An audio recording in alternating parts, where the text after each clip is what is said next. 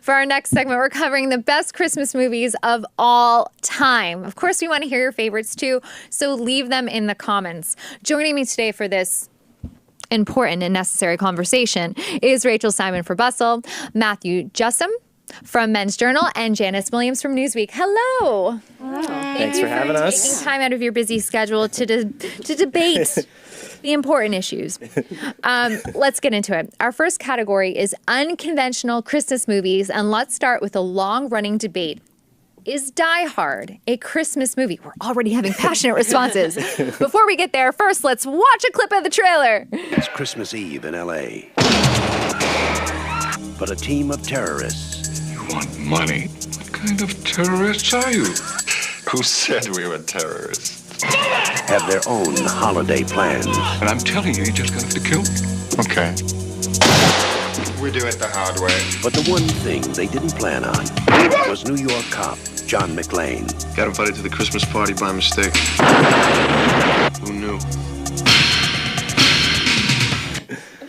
Okay, this is a good place to start. What elements make a Christmas movie?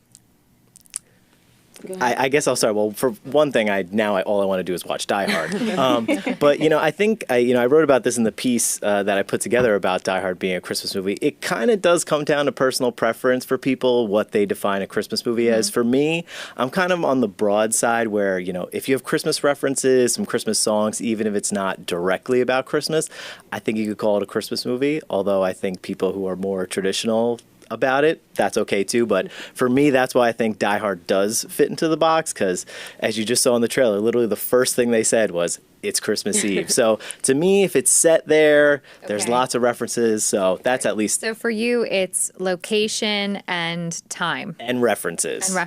Okay. What do you think, Rachel? I think it's a Christmas movie. I think any movie, I agree, like any movie that's set during Christmas or has at least a large portion of it set there qualifies, no matter what the genre is. It's like I would consider the first couple of Harry Potter movies Christmas movies just because there's so much of them that has to do around the theme of Christmas and you get like in a spirit there. So I think it is.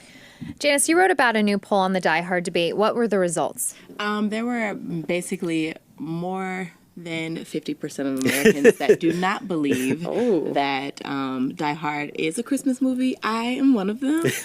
I do understand that, it's set on Christmas Eve, but, I don't know. That's not enough for me. Where's the warm fuzzy? Christmas time is about happiness and family, and I do understand that he's fighting for his family's protection, but I don't know. That's just not enough for me. And even Bruce Willis himself has said that Die Hard is not it's a hard Christmas to fight movie. with that. Yeah. Yeah, that's true. Unconventional movies also kind of falling into or not falling into the Christmas genre. Gremlins. Okay, let's just jump in and talk about this, because Gremlins could very much be a Christmas movie, but it's horrifying. Like, I watched it as a kid, and I'm more scared of it now than I was then.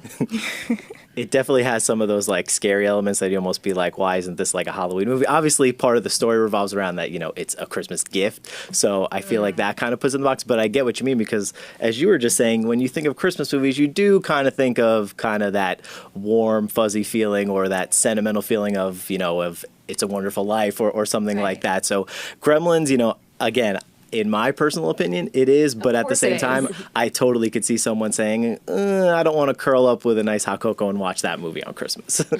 Like our families watching Gremlins together with their small children. It's Christmas Eve. We're waiting for Santa to come. We're not turning on Gremlins. That might ruin the night a little bit. I'll admit, I've actually never seen Gremlins. I know. But the thing is, I'm not going to start now because, especially this time of year, because I agree, even though if it was something that I would have maybe considered a Christmas movie, it's watching it for the first time, something that's going to be that creepy and weird.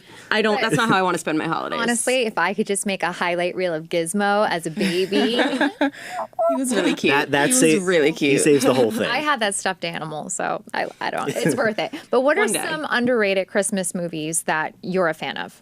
I personally will always vouch for The Family Stone. I think this movie is so underrated. I mean, it's not that it didn't do well. It had a huge cast in it. I mean, Diane Keaton and Rachel McAdams and Claire Danes and all these, Sarah Jessica Parker, huge people. Just run it down. Yeah, I mean, it was an amazing cast. It's not an incredible movie, if we're being honest here, but it's so much fun. It's like the perfect dysfunctional family Christmas movie, and I think that it's one that people don't give enough credit. The Holiday also, that warms my heart. Yes, that is my favorite. I wouldn't say that's underrated, though. It's a great movie. I think it's, I'm a big fan of that one. I feel like not enough people mention it. Yeah, that's so how we'll I mention feel. it. my circle is just very holiday focused. Yeah, I agree.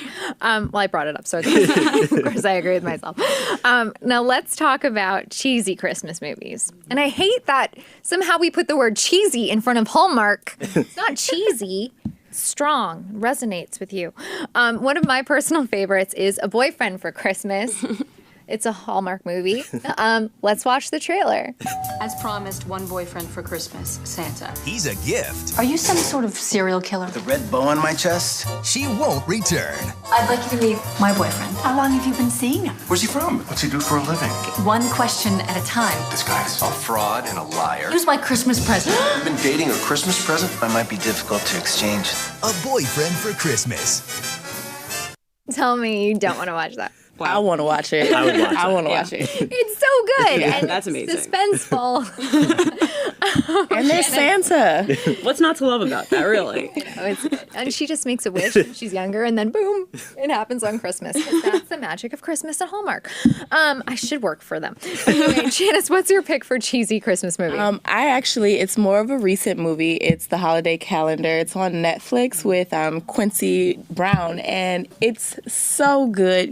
She gets an advent calendar, and every day there's these themes that happen in her life that kind of just pushes her closer towards her true love, and very holiday centric. There's snow. They literally work at a Santa Photoshop booth situation. It's hilarious and it's so cute, but it is really it's really cheesy. It's my sweater. Yeah. Rachel, how about you? God, there's so many, but I would say recently, even though I know it gets a lot of credit, I still think Elf is a classic cheesy, but you can't not love it Christmas movie. It's so much fun, and even though that it's you're rolling your eyes as you're watching it at the end, you're still you can't not love that movie.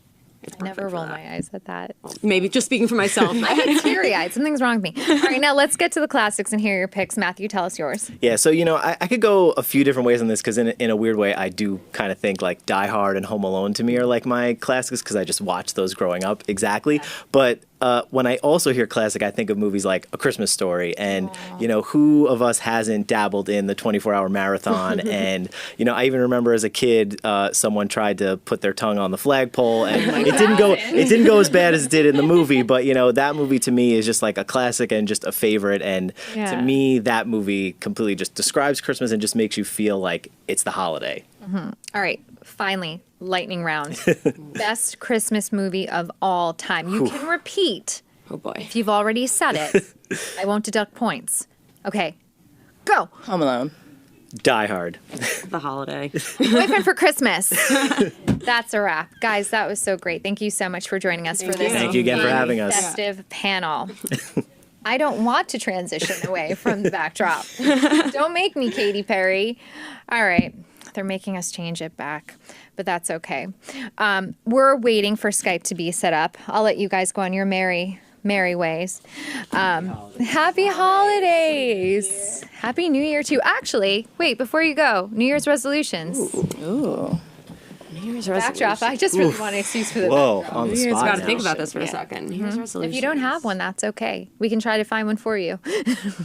I guess my New Year resolution would just be to make a little bit more time for the things that I know are really important and dear to me that are not necessarily friends and career focused, just really internalize and project out the goals that I have for myself. Ooh, hard to follow up that That's one. a really good one. I think I'm going to make more time to watch more Hallmark Christmas movies. So next time around, I'll have a few more suggestions there because I definitely have not seen enough. I don't want to come on too strong, but we're new best friends. So I'll go with that for now. Okay, I like it. That's not mine, although it should be, honestly. That I would just join that friendship. That's a great plan. I would probably say for real, though, that I think I want to be focused more on like appreciating what I have and not even just not taking things for granted, but like I know I do this and I know a lot of other people do. Like we get too caught up in like what we want to change and what's not perfect yet or what's not what I want to do more of, and don't really take the time to actually fully appreciate the things that are going really well in my life. Not to get super cheesy, but this is kind of the panel's theme. Every night I say a prayer and I always will thank God for what he hasn't given me, because I know it could always get a little tougher or a little harder. So those are blessings for sometimes the things you don't get. I endorse all these resolutions. Nice. That's because we're best friends. All right, guys. Thanks for joining us, Rachel, Matthew, and Janice.